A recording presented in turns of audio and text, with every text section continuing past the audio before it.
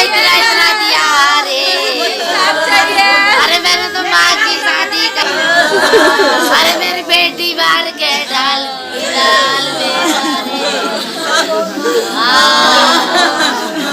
अरे मुझसे तो कह देता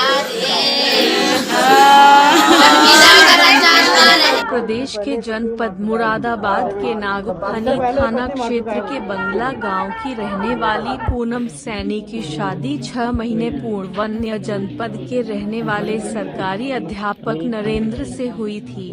शादी के कुछ दिन तक तो सब कुछ ठीक ठाक चलता रहा, फिर अचानक परिवार वालों ने कल घर जाकर देखा तो पूनम की संदिग्ध परिस्थिति में बॉडी पड़ी हुई मिली थी। परिवार वालों का आरोप है कि नरेंद्र दहेज को लेकर काफी प्रताड़ित करता था, जिसको कई बार पूनम ने इसकी शिकायत अपने मायके वालों से भी की थी। तो वही मायके वालों का आरोप है कि पूनम की हत्या की गई है। कैमरामैन जुबेर के साथ उबैद मंसूरी की रिपोर्ट।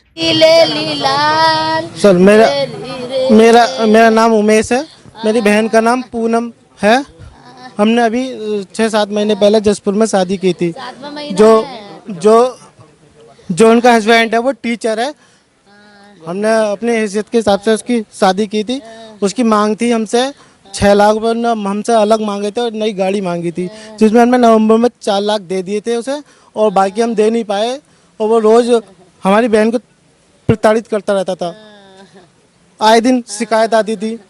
हम उसे जैसे तैसे करके यहाँ तक लाए। अब अचानक मेरी परसों बात हुई थी बहन से, बंदा फ़ोन नहीं उठा रहा, मुझसे कह रहा मैं घर पे हूँ, आराम कर रहा हूँ, मेरी तबीयत ख़राब है। और जब 10 मिनट बाद ही फ़ोन आता है कि आपकी बहन की तबीयत ख़राब है, आप जल्दी आओ यहाँ पे। हम जाके देखे तो उसकी बॉडी एक कमरे में पड़ी थी और वो लोग वहाँ कोई नहीं था।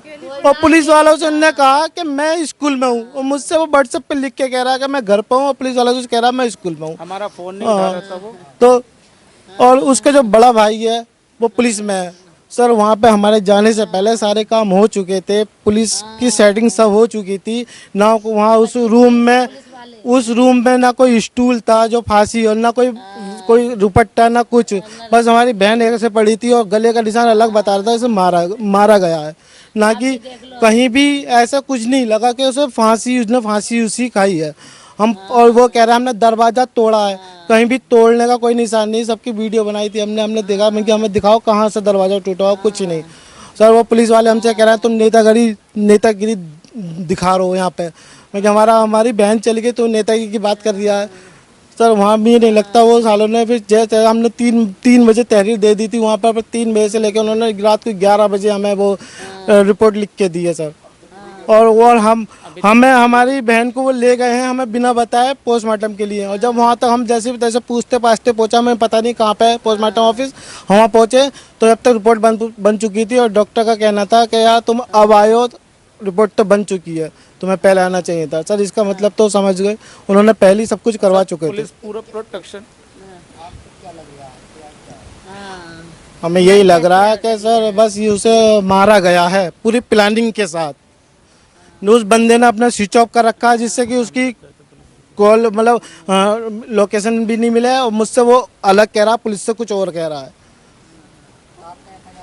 FIR सर कराई है, अभी तक उसकी कोई ना ही सुनवाई हुई, ना ही उसकी कोई गिरफ्तारी हुई, कुछ नहीं हुआ अभी तक। सर कोतवाली जसपुर। जी सर, जी सर निशान है सर। ये सर यहाँ पे बहुत गहरा सा निशान है सर। एक फांसी लगाने का अलग होता है, एक जो मर्डर का वो अलग है, कुछ नहीं सर उसमें। सर थाना नागफनी हम गए थे, और एक हमारा क्षेत्र का थाना था, वहाँ से राय लेने गए थे। सर ऐसे बात है, वहाँ तो हमारी कोई लग नहीं रहा सुनवाई हो। आप बताओ तो उन्होंने हमें आश्वासन दिया है कि आपकी जब FIR हो गई है तो उसी पे कार्रवाई होगी और वो वहीं से होगी। हम तो यही चाह रहे हैं सर, जल्दी से जल्दी उसमें गिरफ्तारी हो और उस पर पूरी कार्रवाई में हो बस। नहीं तो सर मैं फिर कुछ नहीं होगा। हम वहाँ जाएंगे कोतवाली के सामने जसपुर, और तेल छिड़क के आत्महत्या करेंगे बस। ये हमारी, अगर नहीं होगा तो बस ये है बस।